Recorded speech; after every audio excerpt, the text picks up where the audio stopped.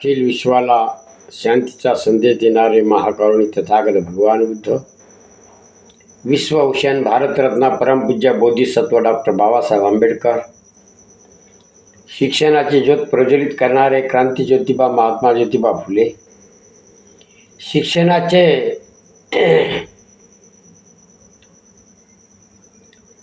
आरक्षणाचे जनक छत्रपती शाहू महाराज, बहुजनाचे सुराज्य स्थापन करणारे छत्रपती शिवाजी महाराज, संत तुकाराम महाराज, संत गाडगेबाबा, भीमाई रमाई जिजाऊ सावित्री यशोधरा महामाया, रमाई मा फातेमा या सर्वच महामानवांना त्रिवार अभिवादन. भगवान बुद्ध आणि त्यांचा धम्म आणि त्यांचा संघ या त्रिरत्नांना त्रिवार अभिवादन. भगवान बुद्ध आणि त्यांचा धम्म या ग्रंथाचे लेखक विश्वभूषण भारतरत्न भारतीय घटनेचे शिल्पकार डॉक्टर बाबासाहेब आंबेडकर हे या ग्रंथाचे लेखक आहेत.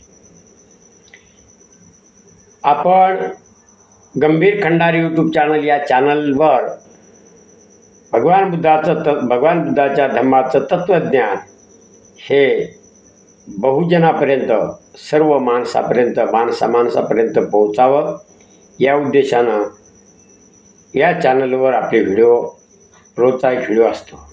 गंभीर खंडारे यूट्यूब चॅनल या चॅनलवर व्हिडिओ असतो, तर आपण आवर्जून तो बघावा, लाईक, शेअर आणि सबस्क्राईब करावं,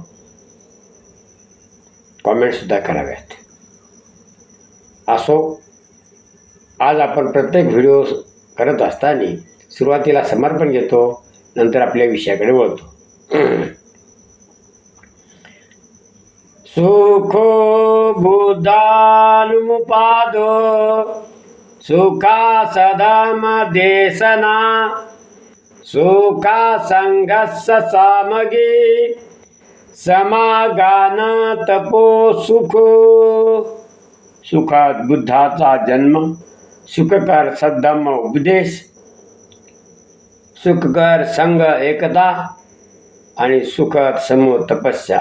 धम्मपद बुद्धवगो 1494 समर्पण संपलेलं आहे. तर आजच्या विषयाकडे, आजचा जो व्हिडिओ आहे त्या विषयाकडे आपण वळत आहोत. मार्ग सापडला परिवर्जा. अगोदरच्या व्हिडिओमध्ये आपण देश त्यागाची तयारी सिद्धार्थ गौतमाने कशा प्रकारे त्या संघाच्या सभेमध्ये असा प्रसंग त्याच्यावर ओढवला. त्या रोहिणी नदीच्या पाण्यावरून, शाक्य आणि कुली यांच्या पाण्याच्या बटवाऱ्यावरून, म्हणजे पाण्याच्या वाटणीवरून त्यांच्यामध्ये युद्धात रूपांतर झालं. त्याचा परिणाम सिद्धार्थ गौतमाने कसा त्या सेनापतीला विरोध केला आणि आपल्या मतावर, आपल्या विचारावर तो ठाम राहिला. या जगामध्ये युद्ध झालं नाही पाहिजे या बाजू त्यानं मग शेवटच्या टोकापर्यंत मांडली.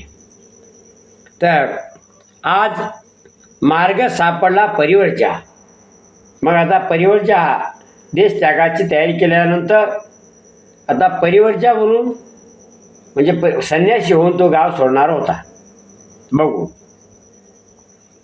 सेनापती म्हणाला, तुझे म्हणणे मान्य करणे कठीण आहे, कारण जरी तू देहांताची किंवा देश त्यागाची शिक्षा भोगण्यास स्वेच्छेने तयार झालास तरीही ही गोष्ट कौशलधिपतीस म्हणजे कौशल देशाच्या राजास समजणारच, आणि तो असाच निष्कर्ष काढील की ही शिक्षा संघानेच दिली आहे आणि त्यामुळे तो संघाला जाब विचारील, असा तो सेनापती सिद्धार्थ गौतमाला सांगत आहे.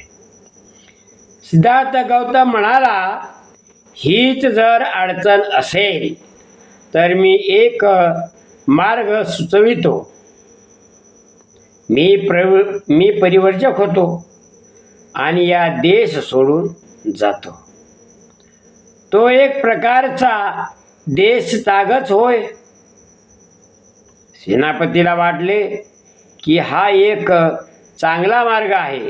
तथापि सिद्धार्थाला हा मार्ग कृतीत उतरविता येईल किंवा काय याबद्दल त्याला अद्यापही शंका होती.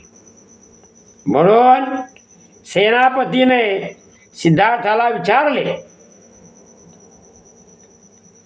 तुझ्या आईवडिलांची आणि पत्नीची संमती घेण्या वाचून तुला परिवर्जक कसे होता येईल? मग तू तुझ्या आईवडिलाची, आईबाबाची आणि तुझ्या पत्नीची परवानगी घेतलेली आहेस काय? आपण त्यांची संमती मिळवण्याचा आटोकाट प्रयत्न करू असे सिद्धार्थाने त्याला अभिवचन दिले. मी त्यांचं मन वळवण्यासाठी तुम्हाला वचन देतो. आणि तो म्हणाला,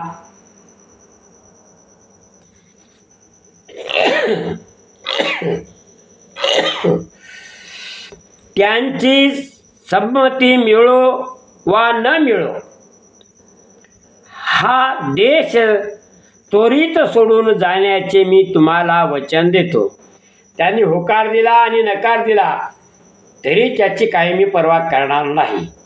मी देश त्यागाची तयारी करत आहे, तुम्हाला वचन देत आहे. सिद्धार्थाने सुचवलेला मार्ग हाच या बिकट समस्येतून सुटण्याचा उत्तम मार्ग आहे असे संघाला वाटले आणि त्याने तो मान्य केला. सभेचे कार्य संपल्यानंतर संघसभा विसर्जित होण्यापूर्वीच एक तरुण शाक्य आपल्या जागेवर उठून उभा राहिला आणि म्हणाला, कृपा करून माझं म्हणणं ऐका. आणि तो तरुण काय म्हणाला?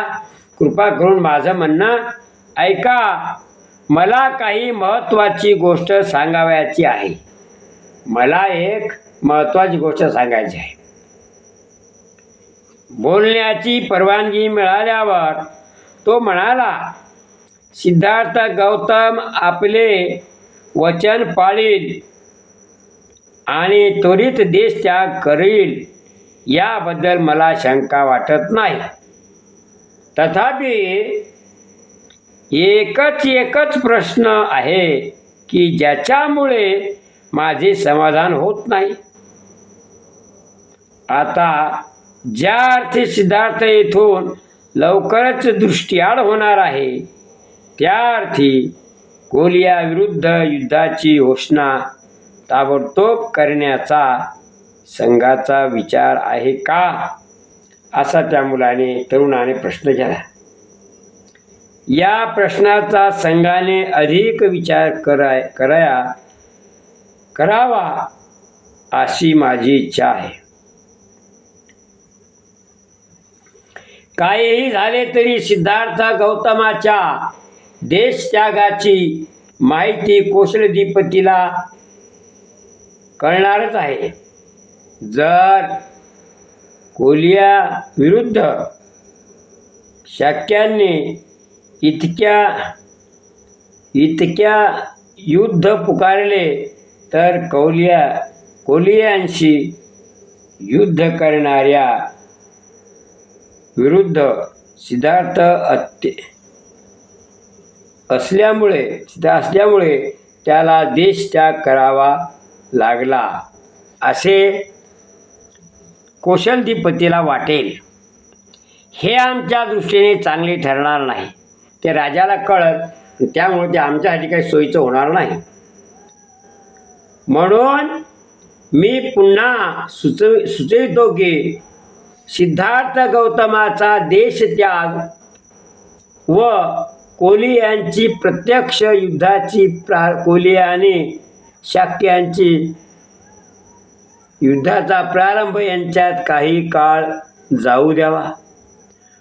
म्हणावे म्हणजे कोलिया कोणाला कोशलाधिपतीला म्हणजे कोशल देशाच्या राजाला या दोन घटनामध्ये संबंध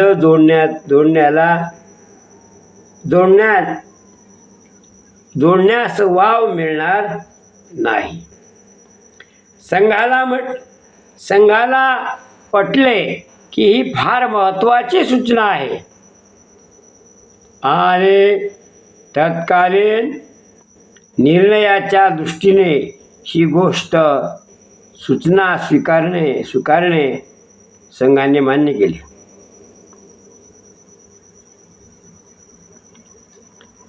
अशा प्रकारे शाक्य संघाची ही दुःख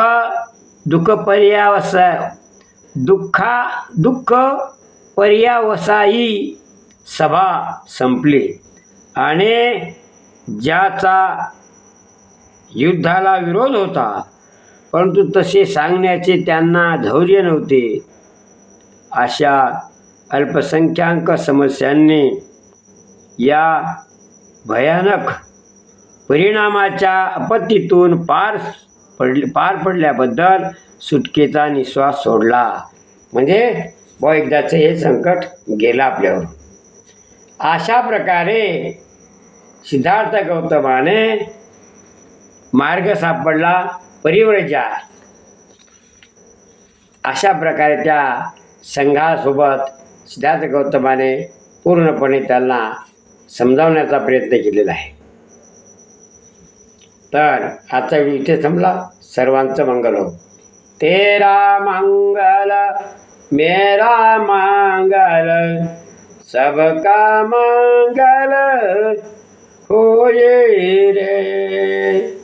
जन जन मंगल जन जन मंगल जन जन मंगल होए रे. सर्वांचं मंगल हो. जय भीम, नमो बुद्धाय, जय संविधान, जय भारत. पुन्हा भेटूया उद्याच्या व्हिडिओमध्ये. तोपर्यंत सर्वांचं मंगल हो.